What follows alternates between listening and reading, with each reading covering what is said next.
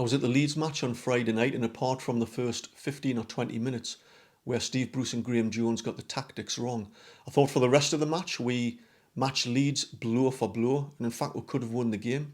A Leeds side who, in my opinion, are technically better than Newcastle United. It was really encouraging, I thought. So I was really disheartened at the end when large sections of the crowd were chanting for Brucey to leave. I thought that you've just lost all sense of perspective. If things aren't bad enough for the club, not only is this not helping, but you're contributing to dragging Newcastle United into the bottom three. We need to lay off Steve Bruce, and in this video I'm going to explain why. It's coming up.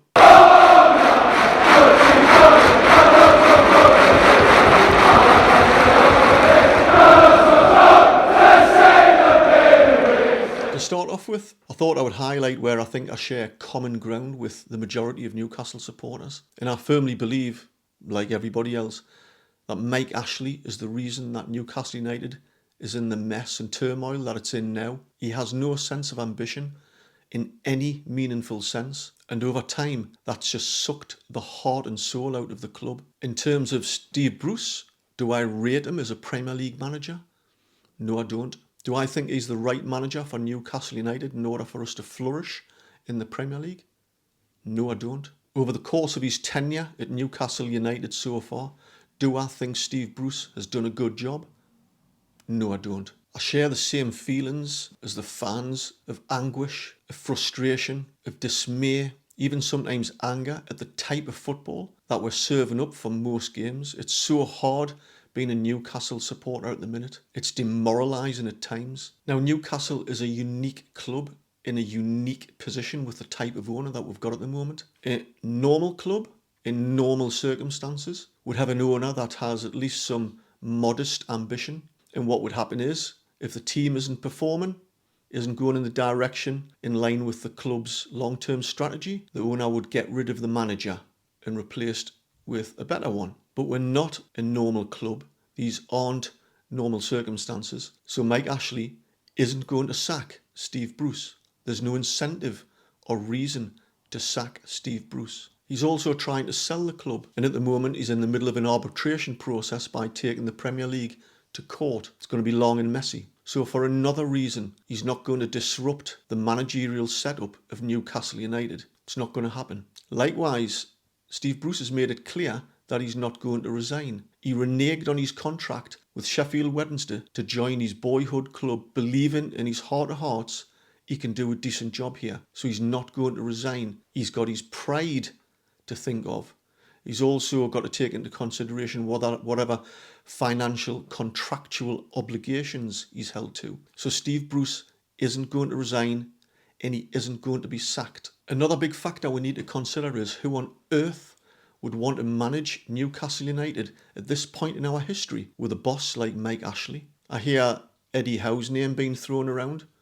What incentive has Eddie Howe got to manage Newcastle United? Can you imagine the meeting on his appointment? Right, Eddie, we're in the process of selling the club.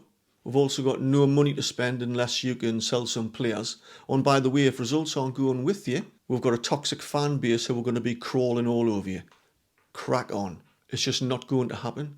Any manager of any decent standing isn't going to come here at the moment. I was really shocked and surprised when Mike Ashley snared Rafa Benitez and lured him to Newcastle United. But we're 3 or 4 years on now from that, and the cat is well and truly out the bag, and playtime is over for any prospective manager coming to Newcastle United. This isn't an attractive opportunity, and it'll only become an attractive opportunity when the club is sold. And this is where my views part from the herd. If we're going to vent our frustration and anger, do it towards Mike Ashley, not Steve Bruce. We'll have to bear in mind that Steve Bruce isn't running a one-man band. He's working in partnership with Graeme Jones. Graeme Jones, who was working with Gareth Southgate at the Euros, just gone there, and helped the England team get into the final. That Graeme Jones, this highly regarded assistant coach, is working with Steve Bruce at Newcastle United. So if you're going to slag off Steve Bruce, you're also slagging off Graeme Jones because they're working together on the tactics with a below average squad. I think if Steve Bruce and Graeme Jones are just left alone and allowed to get on with their jobs, I think Newcastle could match what we did last season and finish around about 12th. And I think even with a little bit of luck and stay clear of some major injuries to one or two important players, we could even finish 9th or 10th. I firmly believe that if we just leave them alone to get on with their jobs. So when the crowd turn toxic and start chanting for Brucey to leave, how do we think that affects the performance of the team? Well, if your opinion is that it has no effect on the performance on the team, then you have to also believe the opposite, that when the crowd are fully behind the team and roaring encouragement, it has no effect on the team.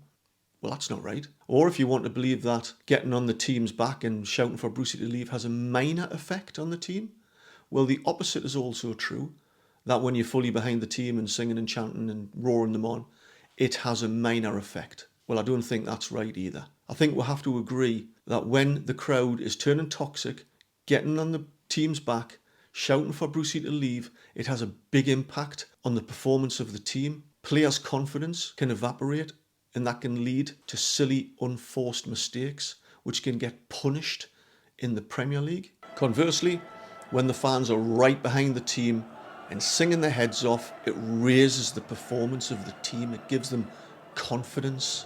The crowd become the 12th man. So I'm not saying that we'll have to all of a sudden start to like or love Steve Bruce or start singing his name in the crowd. I'm saying let's just dial it down and lay off him.